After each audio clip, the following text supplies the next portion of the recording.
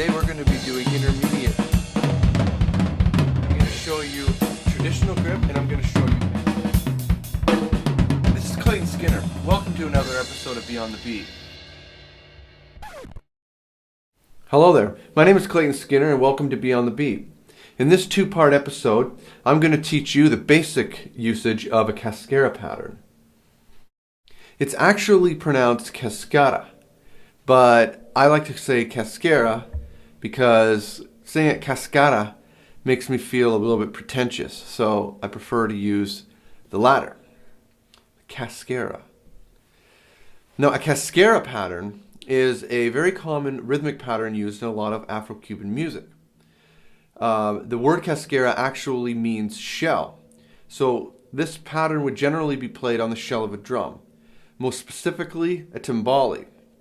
Now, it doesn't necessarily have to be played on the shell of the drum. It's just traditionally played on one.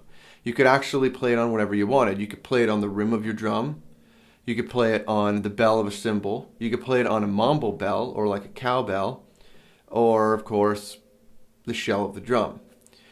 In this particular situation, I'm going to be playing it on the bell of a cymbal because I like the sound of it better, or the most.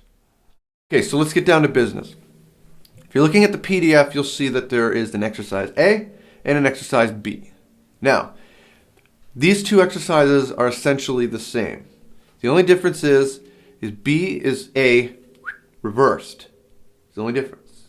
It's important that you learn these two patterns in both directions because when you start to assign clave patterns to it, depending which clave you're playing, whether it's a 3-2 or a 2-3, you will be actually devoting the specific pattern, the bars in A and B, to a 3 or to a 2. And it'll always be the same. So, you may not understand that now. You don't necessarily have to understand that now. I'll show you that in a later episode. What's most important is that you learn A and B and you're able to distinguish between the two of them. That's all you need to worry about right now. First up, exercise A. I'm going to count it out for you. It goes like this. It goes 1, 2, and 1, 2, 3, and 4, and 1, 2, and 3, and 1, 2, 3, and 4, and. Now, it's very, very important that you take your time with this. You'll probably want to devote the next few practice sessions specifically to playing A and playing B.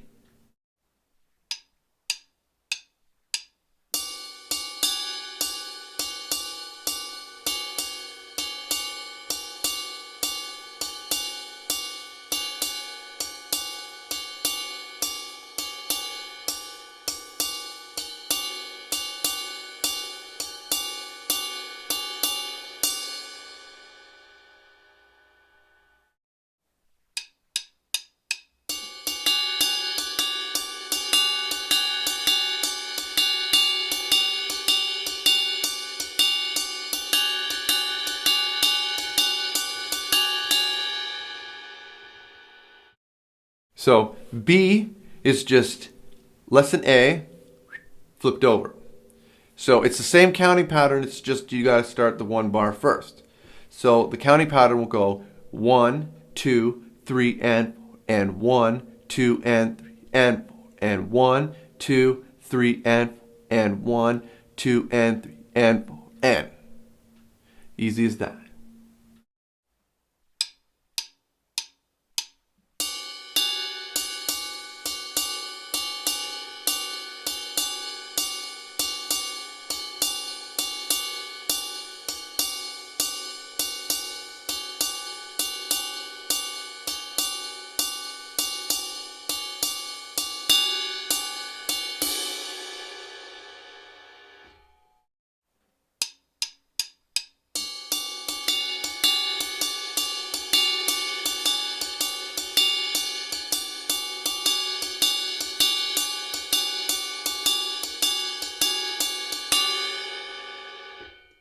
Another important note, if you cannot tell the difference between these two patterns when you get about 2 or 3 bars in, you are not ready to move on.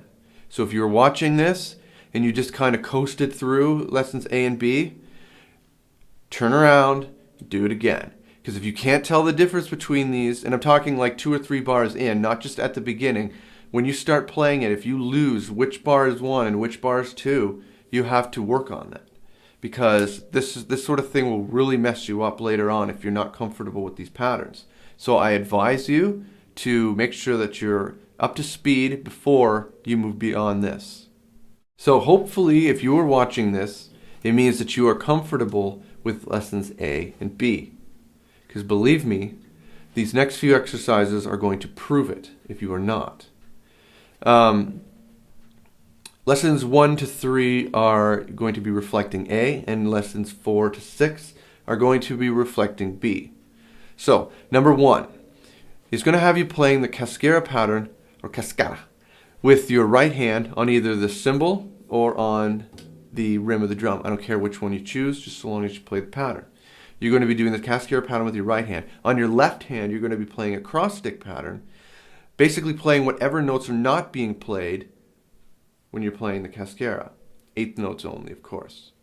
So, whatever you're playing with the right hand, you're going to be playing the opposite or open notes with the left hand.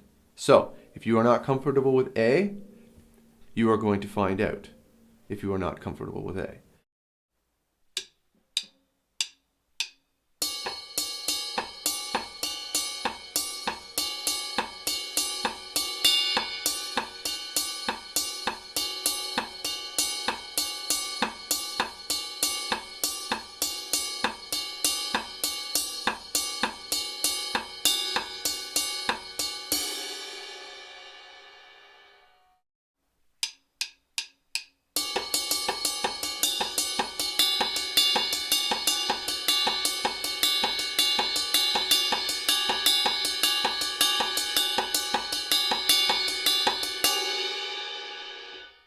So beats 2 and 3, you're going to be doing the same hand pattern, but now we're going to start adding bass drum and hi-hat, or hi-hat being with your left foot. So in exercise 2, the bass drum is going to be on 1 and 3 in both bars, and the hi-hat played with your left foot is going to be played on 2 and 4 of both bars. So your feet are going to be alternating 1, 2, 1, 2, or 1, 2, 3, 4. Sorry. Then exercise 3, you're going to be playing similar pattern. Bass drum is going to be on 1 and 3. The hi-hat is going to be on 2 and 4. But you're also going to be adding bass drum on the and of 2 and the and of 4. So it'll be like 1, 2, and 3, 4, and 1, 2, and 3, 4. So keep in mind, you're going to be playing the same hand pattern that you played in number 1, but now you're just going to be adding your feet. So let's see how that goes.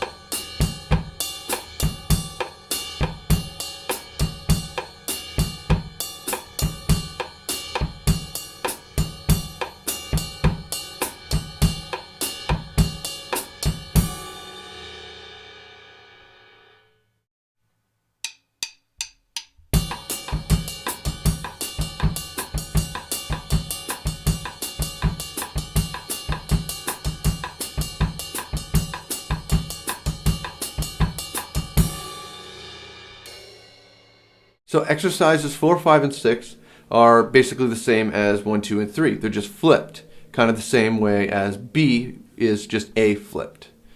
So in exercise 4, you're going to be doing the same thing that you did in exercise 1, where whatever you're not playing with the Cascara pattern, you're going to be playing on the hi-hat using the cross stick by just simply playing the odd eighths that aren't being played with the Cascara.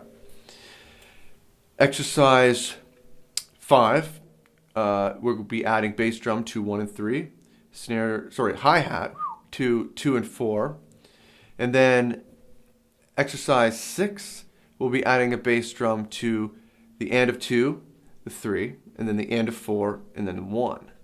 So, and then the hi-hat on 2 and 4. So remember, the bass drum pattern goes 1, 2, and 3, 4, and 1, 2, and 3, 4, and 1. Just keep that in mind.